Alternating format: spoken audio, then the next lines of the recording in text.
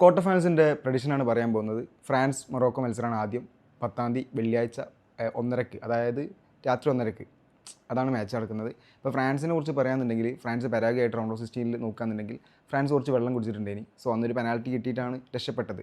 പക്ഷേ നമ്മൾ മൊറോക്കോയെ കുറിച്ച് നോക്കുകയാണെന്നുണ്ടെങ്കിൽ കാനഡ ആയിട്ടായിരുന്നു നല്ല ഡൊമിനൻ്റ് ആയിട്ട് തന്നെയാണ് മൊറോക്കോ ജയിച്ചത്. സോ ആ മാച്ച് എനിക്ക് പറയുകയാണെന്നുണ്ടെങ്കിൽ ഗംഭീര മത്സരമായിരിക്കും. ബട്ട് ഫ്രാൻസിനൊരു മുൻതൂക്കം ഉണ്ട്. കാരണം ഡിക്റ്റക്ടർ എംബാപ്പെ എന്തെങ്കിലുമൊക്കെ ചെയ്യുമെന്ന് പ്രതീക്ഷിക്കാം. അങ്ങനെയാണ് കാണുന്നത്. പിന്നെ സ്പെയിൻ ബെൽജിയം നോക്കുകയാണെന്നുണ്ടെങ്കിൽ സ്പെയിൻ്റെ റൗണ്ട് ഓഫ് 16 മത്സരം നമ്മളെ പോർച്ചുഗലായിട്ടായിരുന്നു.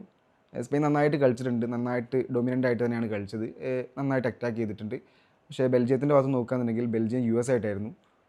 ബെൽജിയം ഭയങ്കര ഡൊമിനൻ്റ് ആയിട്ടാണ് ജയിച്ചത് അവിടെ. പക്ഷേ എന്തോ എനിക്ക് സ്പെയിൻ ജയിക്കുമെന്ന് തോന്നുന്നത്. കാരണം സ്പെയിൻ ഒരു ഗോൾ പോലും നിലവിൽ ഇതുവരെ ആയിട്ട് വഴങ്ങിയിട്ടില്ല. സോ എനിക്ക് സ്പെയിൻ ജയിക്കുമെന്ന് തോന്നുന്നുണ്ട്.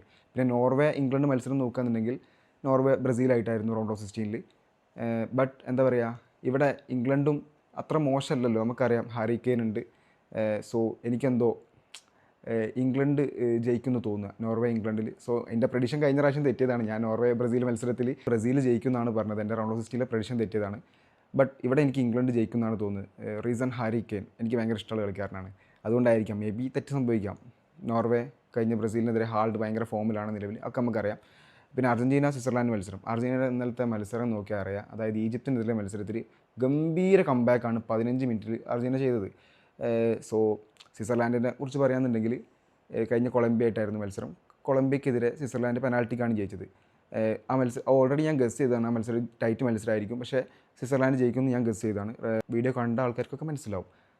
സോ അർജൻറ്റീന ജയിക്കുമെന്നാണ് ഇവിടെ ഗസ് ചെയ്യുന്നത്. കാരണം അർജൻറ്റീനക്ക് കുറച്ച് പോരായ്മകളൊക്കെ ഉണ്ട് ഡിഫൻസിലും മധ്യനിരയിലൊക്കെ ചില മിസ്റ്റേക്കുകളൊക്കെ വരുന്നുണ്ടെങ്കിൽ പോലും ഫൈനലി അർജൻറ്റീന ജയിക്കുമെന്നാണ് ഞാൻ പ്രെഡിക്റ്റ് ചെയ്യുന്നത്. സോ ഇവരൊക്കെ ആയിരിക്കും സെമിയിൽ ഉണ്ടാവുക എന്നാണ് എൻ്റെ പ്രഡിഷൻ. നിങ്ങളുടെ പ്രഡിഷൻ കമൻറ്റ് ചെയ്യുക. ആദ്യമായിട്ട് കാണുന്ന ആൾക്കാർ സബ്സ്ക്രൈബ് ചെയ്യുക. Thanks for watching.